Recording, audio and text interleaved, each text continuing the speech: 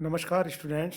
BCom part प्रथम के लिए जो हम आज टॉपिक जो डिस्कस करने जा रहे हैं वो बिजनेस लॉ में है और उसका जो टॉपिक का नाम है क्वाशी और एम्प्लॉयड कॉन्ट्रैक्ट, जिन्हें हम अर्ध अथवा गर्भित अनुबंध कहते हैं।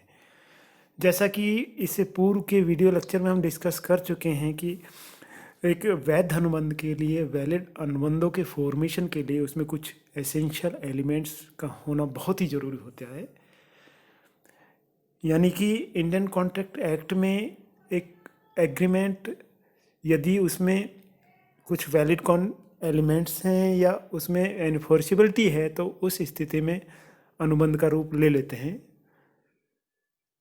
यानी अनुबंधों के निर्माण के लिए पक्षकारों के द्वारा प्रस्ताव पर स्वीकृति, it becomes a proposal and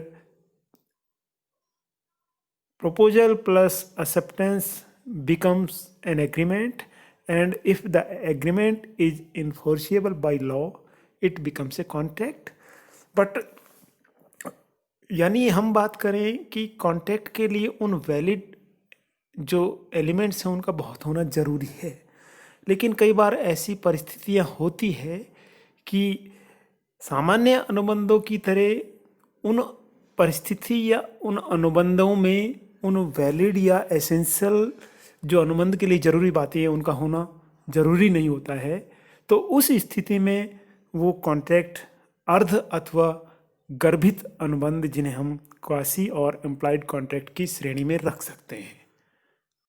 यानी हम कह सकते हैं जब दो या दो से अधिक, टू और मोर पर्सन, व्यक्तियों के मध्य किसी संबंध में वास्तविक तथा स्पष्ट रूप से प्रस्ताव एवं स्वीकृति, there must be not a proposal and acceptance, लेकिन उनके बीच में जो पारस्परिक म्यूचुअल बिहेवियर है, पारस्परिक व्यवहार की सामान्य परिस्थितियों से वह उनके आचरण के आधार पर यह स्पष्ट दिखाई देता है कि दोनों पक्षकारों की ओर से प्रस्ताव और स्वीकृति जैसा आचरण किया गया है, और इस प्रकार उनके बीच में एक अनुबंध के समान संबंध स्थापित हो जाते हैं, relation as a contract.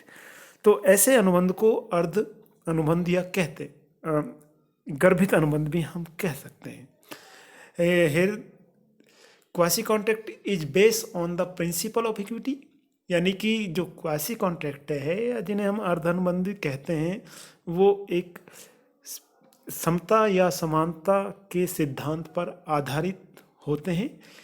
A person, उसका जो बेसिस या मोटो क्या होता है, a person shall not be allowed to enrich himself unjustly at the expenses of another, यानी कि एक व्यक्ति दूसरे व्यक्ति को हानि या दूसरे व्यक्ति की कॉस्ट पर अपना फ़ायदा नहीं उठा सकता।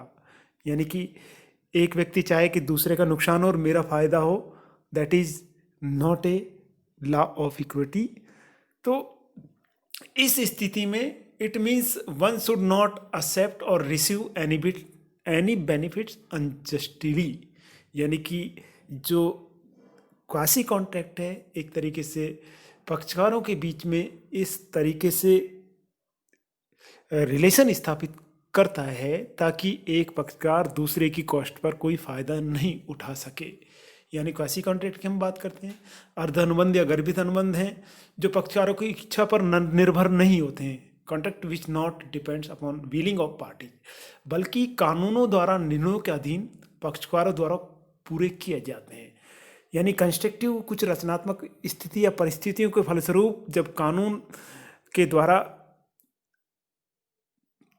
कुछ फैसले लिए जाते हैं और ज़बरदस्ती पक्षकारों पर उनको थोप दिया जाता है, तो उस स्थिति में दोनों पक्षों को अपने अपने वचनों का निष्पादन करना जरूरी हो जाता है। सामान्य अनुबंधों के समझ जैसे कि पढ़ चुके हैं, ठहराव में कुछ वैध बातें होती थी, जैसे प्रस्ताव पर स्वीकृति, इसके अलावा पक्षकारों में अनुबंध करने की योग्यताएं होनी चाहिए, लॉफुल कंसिडरेशन होना चाहिए, वैधानिक संबंध स्थापित करने की इच्छा होनी चाहिए, वैधानिक प्रतिफल होना चाहिए, क्वालिटीज ऑफ पार्टीज होनी चाहिए, अनुबंध को स्पष्ट रूप से अवैधानिक घोषित नहीं किया होना चाहिए। यानी कि सारी चीज़ें, सारे के सारे जो एलिमेंट्स हैं वो सारे के सारे क्वासी कॉन्ट्रैक्ट में गौण हो जाते हैं। इनका होना जरूरी नहीं होता है। यानी अर्ध अनुबंध एक ऐसा व्यवहार है जिसमें यद्यपि पक्षकारों के मध्य किसी भी प्रकार का ठहराव या अनुबंध नहीं होता है, परंतु राजनियम के अनुसार या law of operation of law उनके बीच में कुछ अधिकार एवं दायित्व उत्पन्न हो जाते हैं उनके फैसलों के फलस्वरूप। तो overall there is a the quasi-contract based upon the principle of unjust enrichment. Quasi-contract are based on no man should grow rich out of another's loss. यानी कि वही बात है इसमें कि एक व्यक्ति किसी भी परिस्थिति में दूसरे के हानि पर अपना फायदा नहीं उठा सकता। तो यानी कि गर्भित, ओवरऑल हम बात करते हैं तो गर्भित या अर्ध अनुबंधों से हास्य है, यह एक ऐसा व्यवहार है जिसमें यद्यपि पक्षकारों के मध्य किसी भी प्रकार का अनुबंध नहीं होता है, there must be not present of a contract, परंतु राजनियम के अनुसार या लॉ ऑफ ऑपरेशन के अनुसार पक्षकारों के बीच में कुछ सामान्य अधिकार और दायित्व उत्पन्न हो जाते हैं। इसे इस कारण से अर्ध या गर्भित अनुबंध कहते हैं। अब हम इसके कुछ फीचर्स के बारे में डिस्कस करेंगे। यानी ऐसे अनुबंधों का निर्माण या क्वासी कॉन्ट्रैक्ट का निर्माण पक्षकारों की म्यूचुअल कंसेंट से नहीं होता है, बल्कि ऑपरेशन ऑफ लॉ के या राजनियम के इफेक्टिव होने से होता है।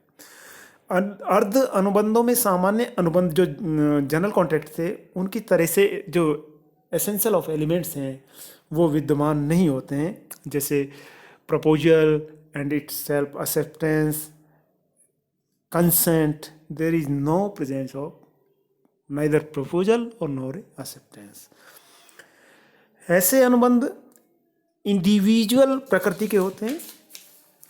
ऐसे अनुबंध राजनियमों द्वारा सामान्य अनुबंधों के समान ही प्रवर्तनीय होते हैं। यानी कि जो ट्रीटमेंट है वो क्वासी कॉन्ट्रैक्ट में उसी तरीके से किया जाता है जैसे कि जनरल कॉन्ट्रैक्ट में किया जाता है या सामान्य अनुबंधों में किया जाता है। ऐसे अनुबंधों में सामान्य एक व्यक्ति या पक्षकार दूसरे पक्षकार या व्यक्ति को धन चुकाने के लिए बाध्य होता है, यानी कि जो उसकी लाइबिलिटीज है वो चुकाने के लिए, उसका पेमेंट करने के लिए वो लाइबल या बाइंड हो जाता है। ऐसे अनुबंधों में पक्षकारों को केवल धन की प्राप्ति का ही अधिकार होता है, यानी कि he can obtain only receive the money which is paid by him. He cannot get any compensation under these contract. ऐसे अनुबंध समता के सिद्धांत या प्रिंसिपल ऑफ इक्विटी पर बेस्ड होते हैं। यानी ओवरऑल हम बात करते हैं जनरल कॉन्ट्रैक्ट और क्वासी कॉन्ट्रैक्ट में मीनिंग की बात करते हैं। क्वासी कॉन्ट्रैक्ट पक्षकारों के व्यवहार से उत्पन्न होते हैं। पक्षकारों के व्यवहार से उत्पन्न ऐसे संबंध से जो अनुबंधों के समान होते हैं, यानी कि म्यूचुअल उनके बीच में जो रिलेशंस क्रिएट किए जाते हैं या म्यूचुअल एक कंस्ट्रक्टिव उनके बीच में न्यायालय के द्वारा एक फैसला दिया जाता है, उसके फलस्वरूप उत्पन्न होते हैं। जबकि सामान्य जो अनुबंध हैं, साधारण अनुबंध हैं, राजनियम द्वारा यानी कि ठहराव जो राजनियम द्वारा इन्फोर्सिएबल है वो सारे के सारे साधारण अनुबंध कहलाते हैं। इसके बाद formation of contract. Quasi contract का निर्माण कानून या राजनियम के द्वारा किया जाता है, जबकि साधारण जो अनुबंध है उनका निर्माण लीगल एग्रीमेंट के द्वारा किया जाता है। इसके बाद थर्ड वन, अनुबंध की उत्पत्ति।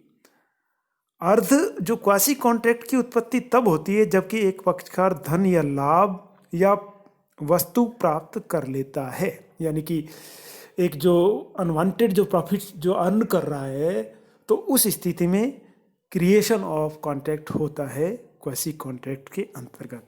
जबकि whereas in general contract there is no presence of such, यानी कि इस तरीके के एक पक्षकार पहले से ही पूर्व में कोई लाभ या पैसा प्राप्त कर चुका है, ऐसा उसमें जरूरी नहीं होता है। इसके बाद ठहराव।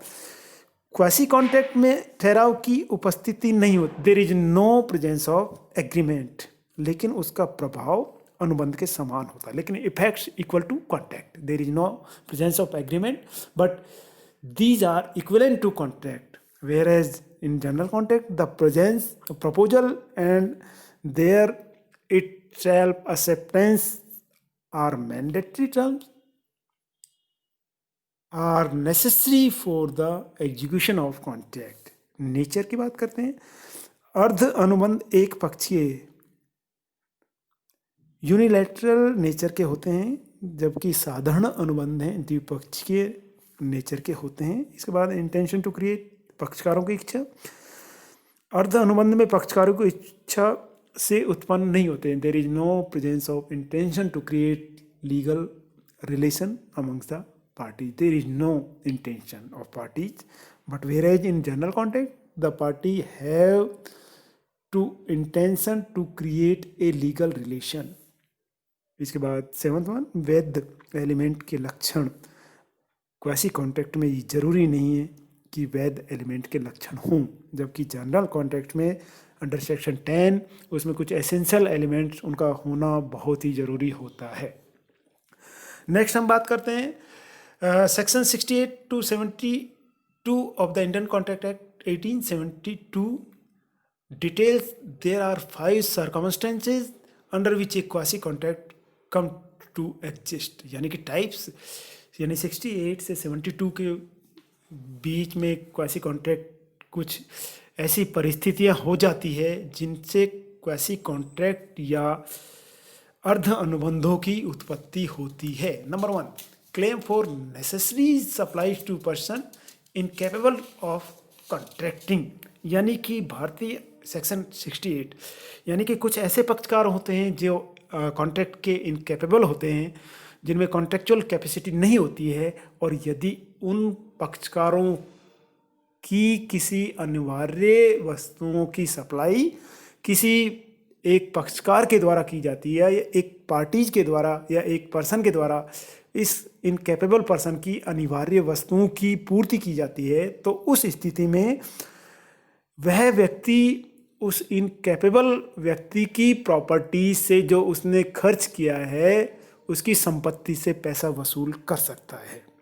फॉर एग्जाम्पल, यदि कोई लूनाटिक पर्सन है या लूनाटिक महिला है, उसके छोटे बच्चों के भरण पोषण के लिए मिस्टर एक्स कुछ उसके अनिवार्य वस्तुओं की सप्लाई करता है या उनकी जो अनिवार्य वस्तुओं के अगेंस्ट में पेमेंट करता है, तो मिस्टर एक्स वो एक तरीके से राइट रखता है कि जो लूनाटिक स्त्री है उसकी प्रॉपर्टी से वो खर्चे को वसूल कर सकता है।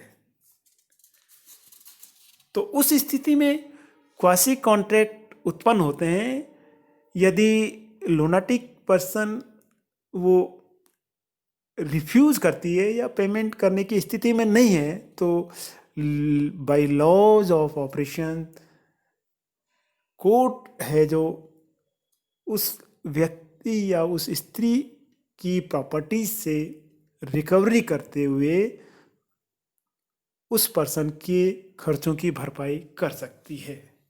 Second one, right to recover money paid for another person, यानी सेक्शन 69 के अकॉर्डिंग जब कोई व्यक्ति अपने हित के लिए किसी दूसरे पक्ष को जो भुगतान करने के लिए वैधानिक रूप से उत्तरदायी हो को भुगतान कर देता है, तो वह इस प्रकार किए गए भुगतान को वापस प्राप्त करने का अधिकारी होगा। फॉर एग्जाम्पल, यानी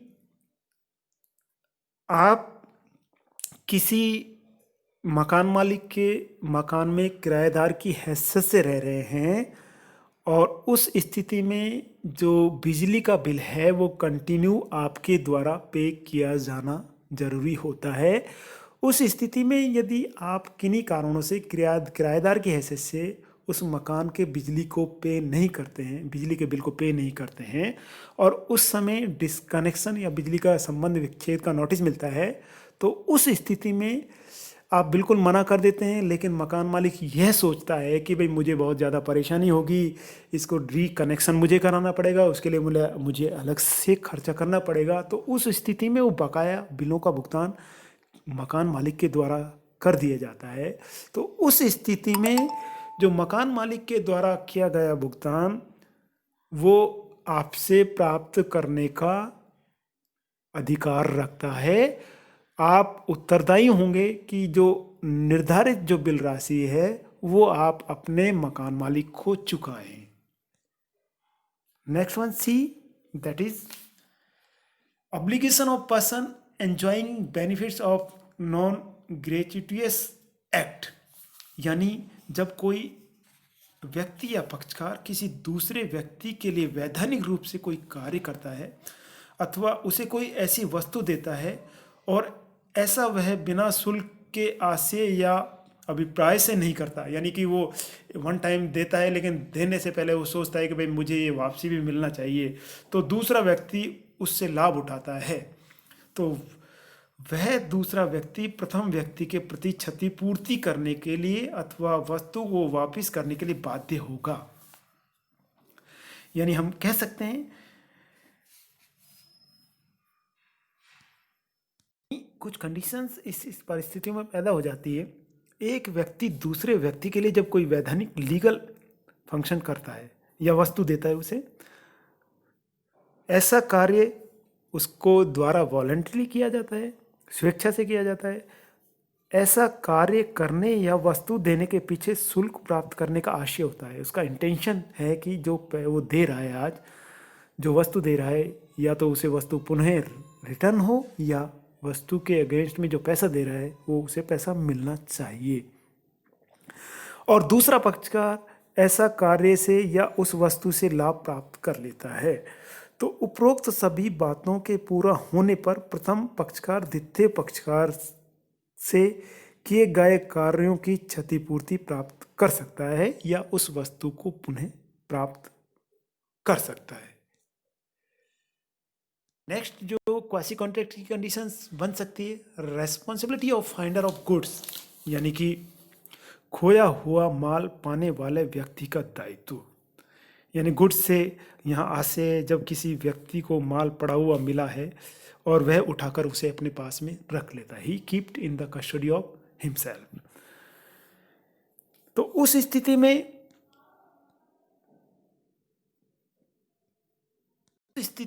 उस पाने वाले व्यक्ति the finder of the goods की कुछ ड्यूटीज होती हैं, to take the proper care of the property as a man of ordinary produce would take. यानी कि जो पाए हुए वस्तु की उसी तरीके से वो देखभाल करे जैसे कि उसकी स्वयं की होती है, उस परिस्थितियों में वो करता है। No right to appropriate the goods and to restore the goods if the owner is found. यानी कि वह उसकी उचित देखभाल करे, उस पर कोई लाभ नहीं कमाए, अप्रोप्रिएट उस पर कुछ एप्रिसिएशन नहीं ले वो।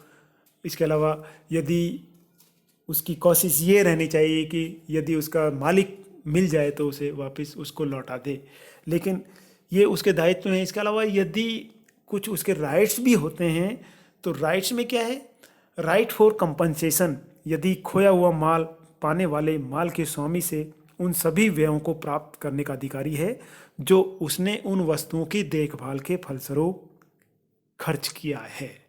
इसके right to get specific award reward offered by the owner, यानी कि खोए गए माल के ओनर ने या उसके स्वामी ने यदि कोई माल जैसे ही खोया है या उसका कोई प्रॉपर्टी गुम हुई है तो उसी समय उसने कोई रिवार्ड या कोई अवार्ड की घोषणा की है, तो फाइंडर ऑफ द गुड्स वो उस अवार्ड या रिवार्ड को पाने का हकदार होता है। इसके बाद माल के विक्रय का अधिकार। यदि माल इस नेचर का है कि वो पर्शिबल है या शीघ्र नष्टवान होता है और उसका मालिक अभी तक नहीं मिला है, तो वह व्यक्ति उस माल का विक्रय कर अपने उन समस्त खर्चों को पूरा मीट आउट कर सकता है जो उसने माल की देखभाल पर खर्च किए हैं। इसके बाद fifth and last one, liability for money paid और things delivered by the mistake और बाय कोरिशन, यानी गलती अथवा उत्पीड़न के अधीन वस्तु तथा धन प्राप्त करने वाले का दायित्व। यानी यदि किसी व्यक्ति को यदि गलती से अथवा उत्पीड़न के अधीन कुछ धनराशि दे दी गई है अथवा कोई वस्तु या माल सौंपा गया है तो ऐसा व्यक्ति का दायित्व यह दायित्व है कि वह उस धनराशि अथवा उस माल को लौटा दे। तो कहने का मतलब है कि क्वासी कॉन्ट्रैक्ट दो तरीके से आपकी उस पर डिपेंड्स है। फॉर एग्जांपल, यदि कोई गैस एजेंसी सप्लायर गलती से आपके यहाँ सिलेंडर डिलीवर कर देता है गैस से भरा हुआ,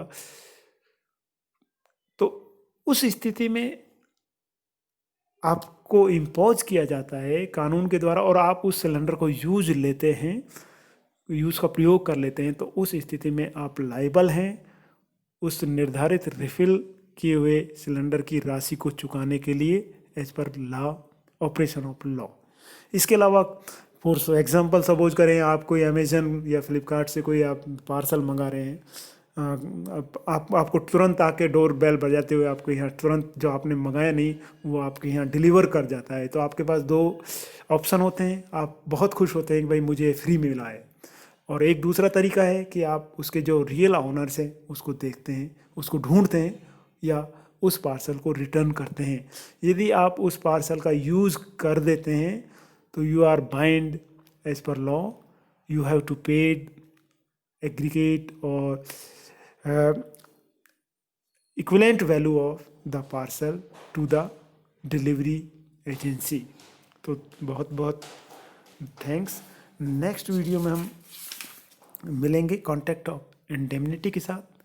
तब तक take care, thanks to all.